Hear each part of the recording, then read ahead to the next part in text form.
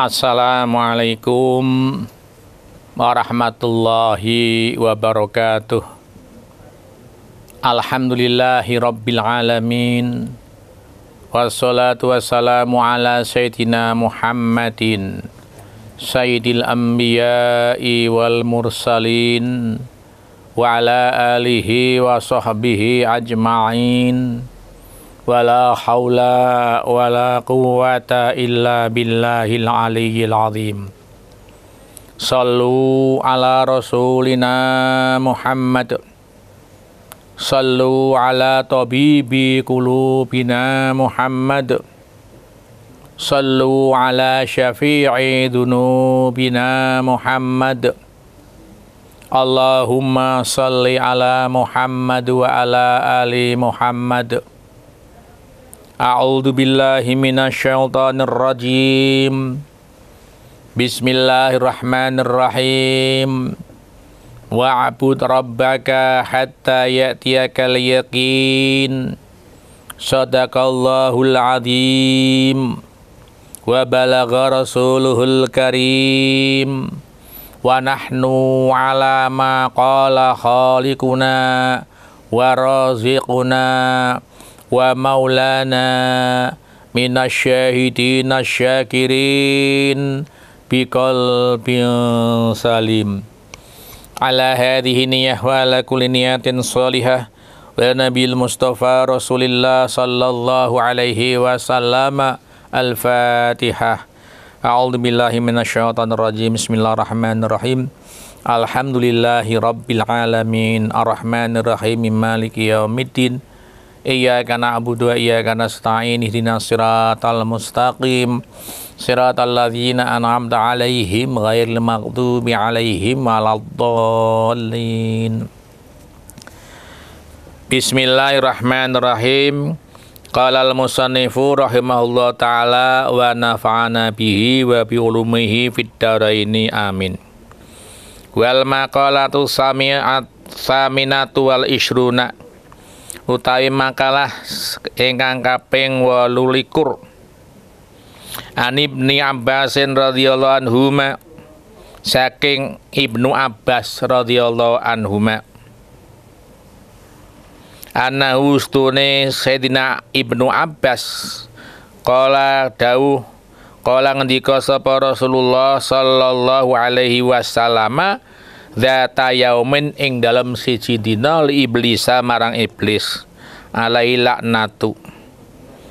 Kam piro ahibbauka utawi kekasih-kekasihmu, kanca-kancamu, CS-CSmu, min umati saka umat ingsun. Kala jawab ai iblisu, sapa iblis, ahibbai utawi kanca-kancaku, kekasih-kasihku asyratu nafarin iku ana 10. Sebuah hadis yang diriwayatkan oleh Ibnu Abbas.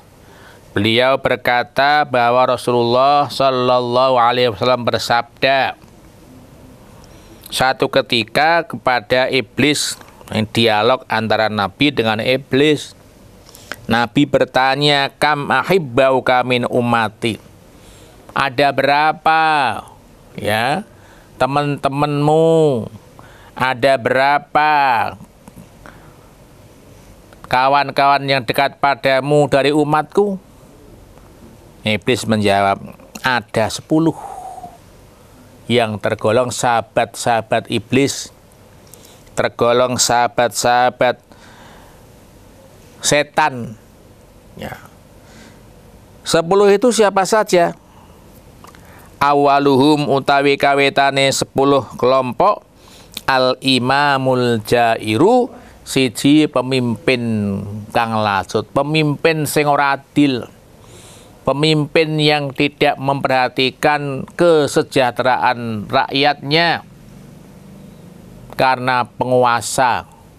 Seorang penguasa, seorang imam, tugas utama mensejahterakan rakyatnya. Yang kedua, berbuat adil. Ini tugas pokok. Kalau ada pemimpin sampai tidak mampu membuat kesejahteraan rakyat, ini termasuk sahabat setan, sahabat iblis.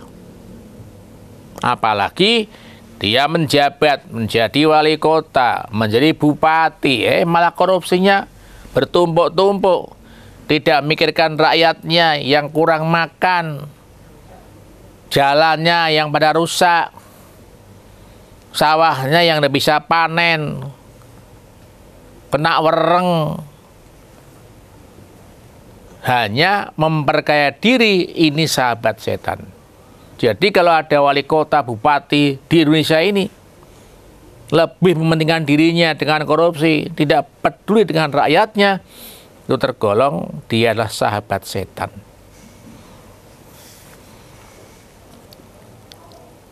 Maksudnya apa?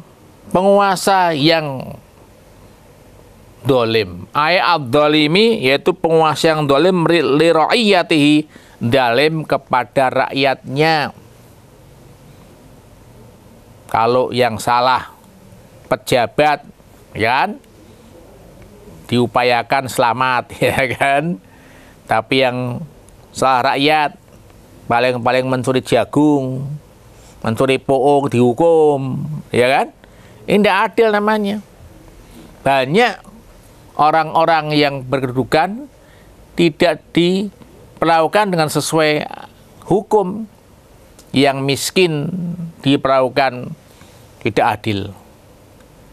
Nah, hukum ini perlu adil. Nah, bisa adil gimana? Ya pemerintahnya yang adil. Kalau yang pegang hukum, ya, kita mengenal di Indonesia ini kan ada legislatif, eksekutif, yudikatif. Yang memerintah kan eksekutif, ya harus bisa membuat yudikatif, bagian hukum berbuat adil. Demikian pula legislatif, DPR-nya harus membuat undang-undang yang memihak rakyat. Jangan sampai undang-undang memihak diri pribadi. Ya kan? Ini. Jadi satu paket pemerintah itu kemudian tidak hanya eksekutif, tapi ya juga legislatifnya, wakil rakyatnya, juga yudikatifnya yang memegang keadilan hukum. Ini baru akan menjadi satu pemerintahan yang adil. Lalu bagaimana kaitan dengan pemerintah yang dolim ini? Jangan kemana-mana pemirsa setelah yang berikut ini.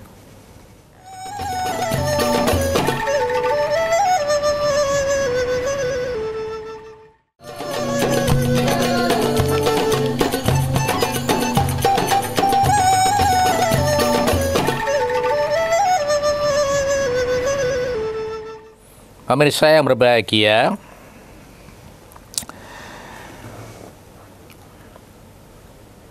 qala Rasulullah sallallahu alaihi wasallam, man ta'a li dhalimin bil baqa faqad ahabba an yusallah fi ardihi.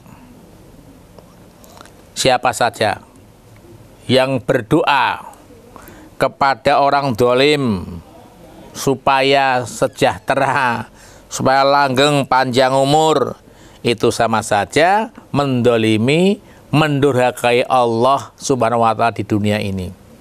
Ya. Jadi artinya apa? Ya kita harus berusaha, kalau di Indonesia ini kan bisa mengingatkan, ya. Ada hak untuk menyampaikan pendapat. Misalnya ada pemerintah yang dolim, ya kita sampaikan. Tapi dengan cara-cara yang baik. Kadang-kadang kita menyampaikan pendapat caranya kurang baik. Misalnya kalau di negara demokrasi Indonesia ini boleh unjuk rasa, menyampaikan pendapat boleh. Yang tidak bolehnya itu unjuk rasa ngamuk, itu tidak boleh. Misalnya unjuk rasa kemudian merusak sarana umum, tempat-tempat umum dirusak, itu tidak boleh. Nah di sini nih kadang-kadang kelirunya di situ. Kita boleh menyampaikan pendapat, menyampaikan aspirasi itu boleh, karena pemerintahnya supaya jangan dolim. Supaya lurus, ibarat imam itu kalau salah kan diingatkan. Imamnya kok rakaatnya keliru, ya kita ingatkan subhanallah. Diingatkan. Makmum tidak boleh diam, rakyat tidak boleh diam. Ketika imamnya salah, ketika pemimpinnya salah, ya diingatkan. Tapi jangan sampai ketika mengingatkan itu merusak tatanan. Kita unjuk rasa silakan. Merusak itu yang tidak boleh. Kadang-kadang ada unjuk rasa, kemudian bersambung dengan perusakan sarana umum. Ini yang tidak benar. Ya. Jadi pemimpin yang dolim termasuk sahabat setan, sahabat iblis. Yang kedua, wal mutakabiru lan wong kang takabur. Termasuk sahabat iblis, sahabat setan adalah orang yang takabur. Ingat Fir'aun, saking takaburnya mengangkat dirinya sebagai Tuhan. Manusia tidak boleh takabur. Yang berhak takabur hanya Allah. Manusia itu tidak bisa takabur. Kalau manusia takabur itu akan merebut haknya Allah. Itu sifat Allah. Ruwiya annahu sallallahu alaihi wasallam qala dawu sapa nabi yusyaru dikumpulake al mutakabiruna sapa wong sing takabur yaumal kiamat ing dalem dina kiamat amsalid duri ngupamani semut pudak fi suari rijali kaya bentuke wong lanang yasyahum meliputi ing arijal adzullu apa kehinaan mingkuli makanin saking saben-saben panggonan yusakuna digiring sapa mau wong-wong sing takabur kuwi ila si jenin marang penjara fi jahannam ing dalam jahanam yusama diarani apa penjara bulus jenenge bulus yuskauna diinumi diombeni sapa kuwi mau wong-wong sing takabur kuwi min usarati ahlil nari saking peresan getih nanai ahli neraka. Orang yang takabur ini besok akan dikumpulkan menjadi satu di hari kiamat dalam bentuk seperti semut pudak. Semut pudak itu semut yang kecil sekali. Kalau kita pas meletakkan ya air teh, wedang teh atau wedang kopi manis, kita ambil di tangan kita merasa ada hewan kecil yang berjalan, itu semut pudak kecil sekali, tapi bentuknya manusia dan dalam kehinaan. Lalu orang-orang yang takabur akan dihalau, digiring menuju penjara di neraka jahanam yang dinamakan bulus. Mereka haus, mereka dahaga, mereka diminumi nanah geteh ahli neraka yang baunya bacin, baunya busuk. Sebagai balasan orang-orang yang takabur.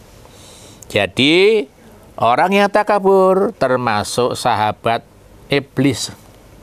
Yang ketiga wal ghaniyu, orang kaya. La yubali min aina yaktasibu. Orang kaya yang tidak pernah memikirkan dari mana dia dapatkan uang itu. Artinya apa? Bu halal, bu haram mas pokoknya.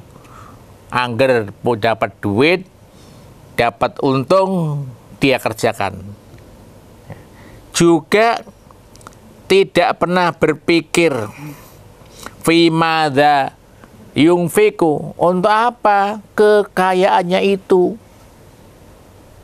Uang ditumpuk-tumpuk tapi tidak pernah dimanfaatkan. Sugih, jalannya tidak jelas, apakah halal, apakah haram. Kemudian pemanfaatan hartanya ini juga tidak jelas, apa dia bayar zakat atau tidak, biar bayar pajak atau tidak. Nah, ini orang kaya semacam ini termasuk sahabat iblis. Ya. Nah, monggo panjenengan berpikir, saya orang kaya yang kaya apa? Kalau selama ini kita memperkaya diri karena dengan jalan yang tidak halal, ya, berbuat korupsi, atau menjual barang-barang ilegal, barang larangan, dan tidak pernah kita manfaat untuk apa uang ini? Apa kita guna untuk foya-foya, untuk berbuat maksiat, atau hal yang lain? Nah, yang demikian ini orang kaya sahabat iblis. Wal alimu lan wong alim alladzi saddaqa kang benerake sapa alim al amiro ing pemerintah ala jurihi ing atase lajute pemerintah. Wong alim selalu melegitimasi pemerintah tanpa melihat apa yang dilegitimasi. Bagaimana penjabarannya? Jangan kemana-mana pemirsa setelah yang berikut ini.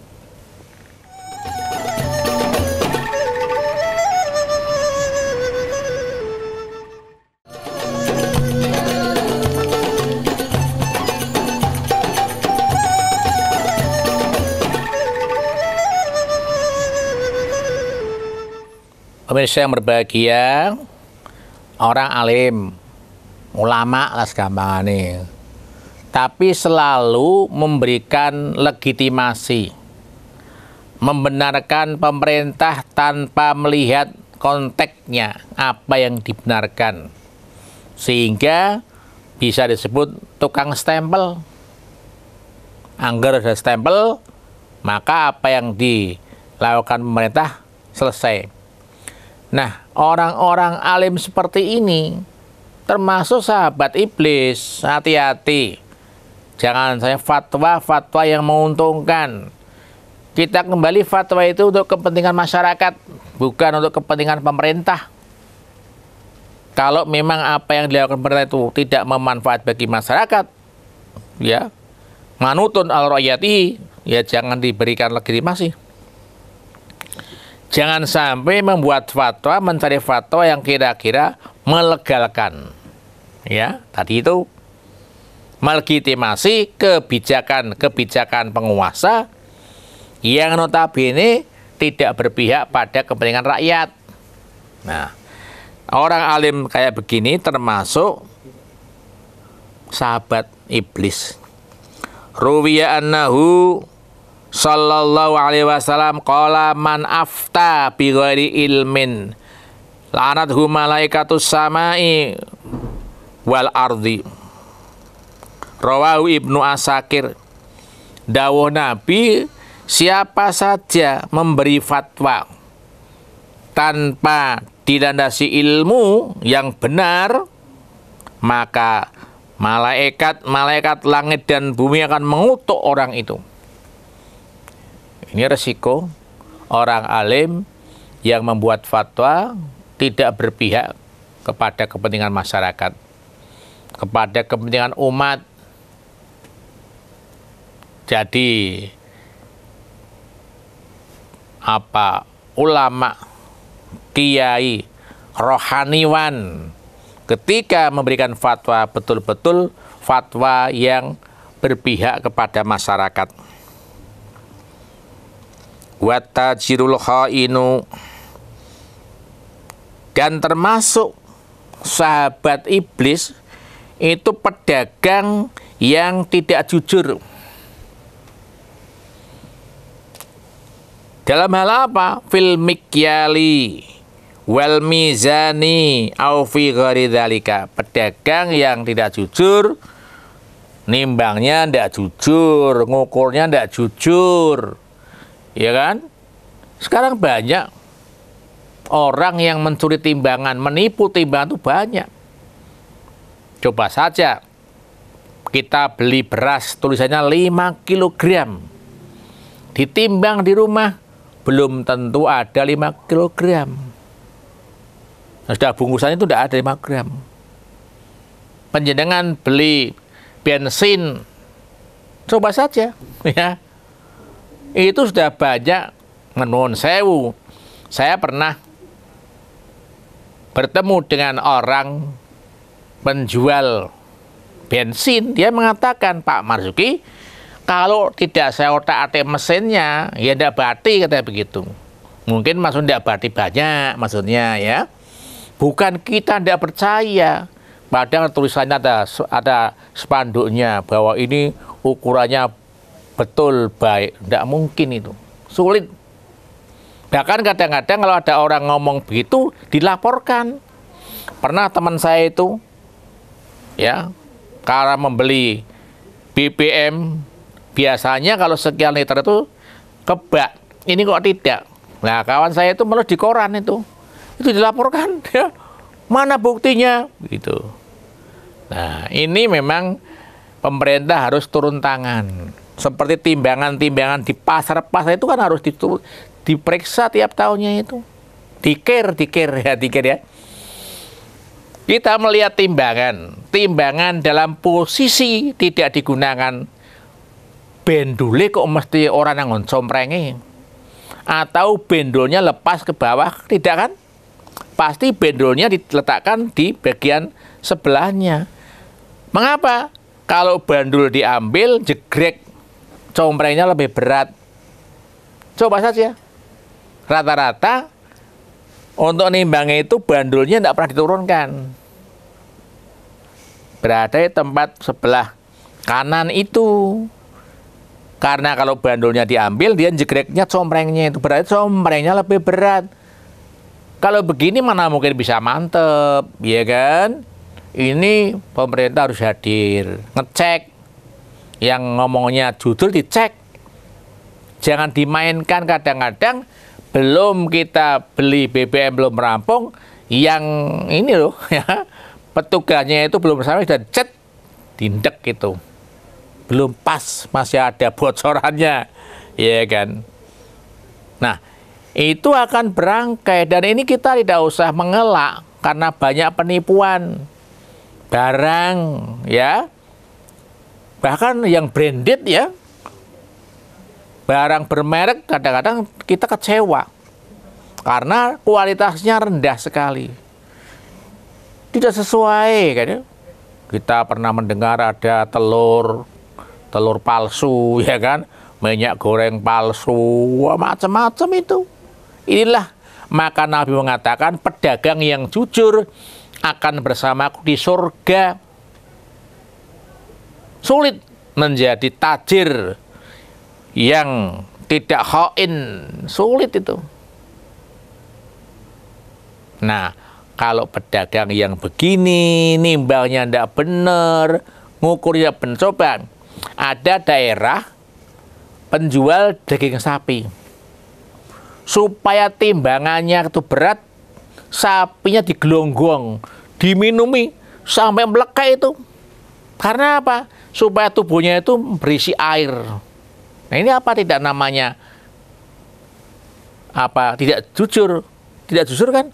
Tidak jujur. Yang benar ya sapi disembelih apa adanya, tidak usah digelonggong pakai air. Karena kemudian kembung, airnya ngembang, beratnya apa berat badan lebih berat. Inilah jadi kalau kita ngomong soal dagang memang harus hati-hati. Tadi saya katakan pedagang yang jujur bersama Nabi di surga. Nah, pedagang yang jujur termasuk sahabat iblis. Selanjutnya termasuk sahabat iblis wal muhtaqiru, orang yang nimbun barang. Yang nimbun barang sehingga harganya mahal. Bagaimana orang yang nimbun barang itu? Jangan kemana-mana pemirsa setelah yang berikut ini.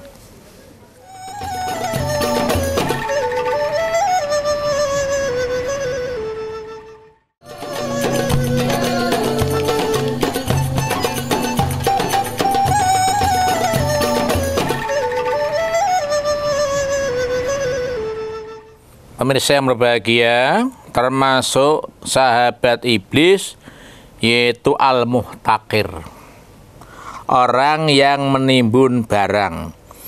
Bi an yastariyal quta, bianastaria kutawa mayu'inu alaihi kalahmi waqtal ghala payubisuhu liyabi'ahu bi'agla min dalika waqtas tidadi. Orang yang membeli barang-barang kebutuhan pokok wis gamane sembako saya dibeli terus ditimbun supaya harganya naik. Minyak goreng langka, tumpet-tumpet kayak ya kan. Dalam hukum ekonomi kalau permintaan banyak barang tidak ada kan naik. Ketika diperiksa ya ada nimbun di gudang ya kan. Ini bukan rahasia lagi. Ketika ada barang naik, ternyata karena ada penimbunan. Ini tidak boleh.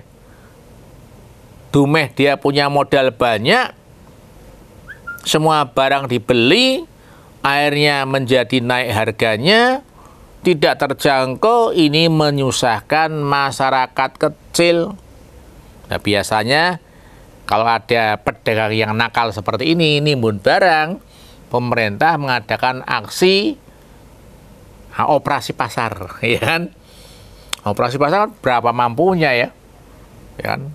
Dibanding modal pengusaha yang besar itu. Tapi ya apa tidak, pemerintah ini sudah respon. Bagaimana supaya masyarakat ini mendapatkan barang yang harga standar. Nah, sebetulnya hal ini tidak akan terjadi kalau kita betul-betul menjalankan agama, betul-betul berislam.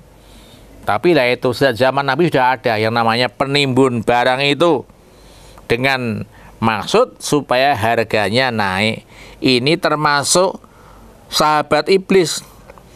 Qala Nabi sallallahu alaihi wasallam man ihtakara ta'aman arba'ina yauman faqad bari'a minallah wa bari'allahu minhu. Kalau ada orang nimbun barang ya, nimbun makanan, dele, timbun, akhirnya harga tempenya naik, tidak ada delenya harganya kan naik. Nah kemudian karena naik daya belinya masyarakat berkurang. Ini mengganggu sistem ekonomi keseluruhan. Nah, orang yang menimbun seperti ini selama 40 hari, dia akan lepas dengan Allah. Allah pun melepaskan dia. Tidak ada hubungannya. Seperti itu. Nah, ini dawuh Rasulullah Sallallahu Alaihi Wasallam pada orang-orang yang suka nimbun barang. Karena itu, jangan sampai dalam berdagang kemudian kita berupaya menimbun barang. Dalam dawuh yang lain, manihtakara ala muslimin ta'amahum daraballahu bil judam wal aflas. Kalau kita nekat seperti itu, Allah akan memberikan penyakit, menurun azab, dan juga bisa terjadi paceklik pailit karena perbuatan orang-orang yang tidak bertanggung jawab. Kalau itu terjadi, lagi-lagi yang repot orang miskin, orang kecil, kaum marginal yang selalu terpinggirkan. Wazani termasuk sahabat setan adalah orang yang berbuat zina. Ruwiya annahu sallallahu alaihi wasallam qala iyyakum wazina fa inna fi arba'u khisalin. Dalam Quran dikatakan wala taqrabuz zina, jangan dekat-dekat perkara zina. Ya. Termasuk molimo, ya, madon, berbuat zina. Sekarang ini ya dengan kemajuan teknologi modern, orang zina bisa dilakukan di mana-mana. Kalau dulu orang zina mungkin bisa bertemu di satu tempat, di hotel atau di tempat tertentu, sekarang ada zina online, ya kan? Ada zina dilakukan dengan cara online, tidak ketemu orangnya tapi bisa melakukan zina. Nah ini jadi kemajuan zaman, kemajuan teknologi itu tidak lepas dari kebaikan dan keburukan. Yang penting bagaimana kita memanfaatkannya. Misalnya itu buruk, ya jangan kita gunakan. Yang baik kita gunakan. Nabi mengatakan hindari perzinahan. Karena apa? Zina ini akan membawa 4 hal yang negatif. Yang pertama yadhabul baha minal wajhi. Orang ahli zina ini wajahnya akan buram, tidak beraura. Tidak hanya sekedar kemudian wajahnya berubah warnanya, tapi tidak beraura. Karena apa?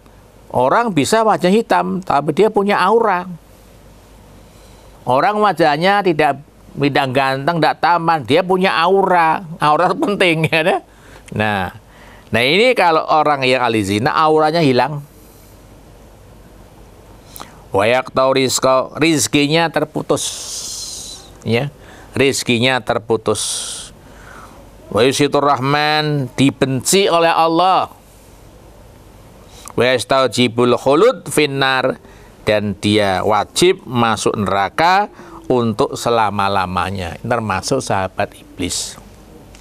Sahabat iblis selanjutnya wa akilur riba, orang yang makan riba. Contoh paling gampang, saya pinjami kamu nih uang 1.000, nanti balikin ya 1.200, itu riba namanya. Tapi kalau kita pinjami 1.000, pengutang yang ngutang itu nanti mengembalikan 1.500, tidak apa-apa. Itu namanya sedekah, berbuat baik. Tapi kalau sudah dijanji tak utangi 1.000 tapi nyaure 1.500, itu ya tidak boleh. Itu riba namanya. Warida fil hadis inna riba yu'adabu min hina yamutu ila yaumil qiyamah bisabahah fi bahrin ahmar mislu dam wa yulgamu al hijara kulama ulgima hajarun hajaron sabaha bihi summa ada faghiran fahu falyuqamu akhar wa kadzalika ilal ba'si.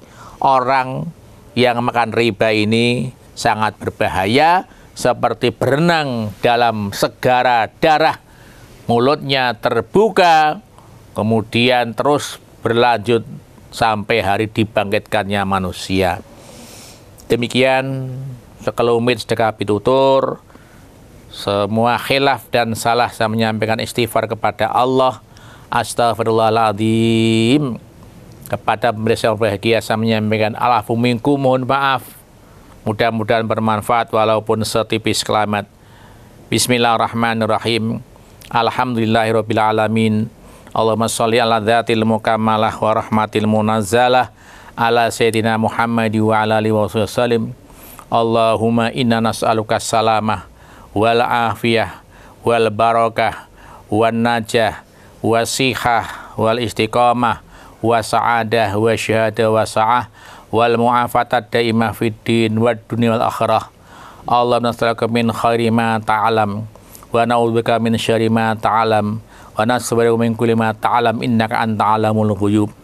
Allahumma nas'aluka ilman nafi'an wa amalan makbulan wa rizqan wasi'an. Rabbana atina fid dunya hasanah wa fil akhirati hasanah wa qina adzabannar. Subhana rabbika rabbil izzati amma yasifun wa salamun alal mursalin walhamdulillahi rabbil alamin. Alafu minkum. Assalamualaikum warahmatullahi wabarakatuh.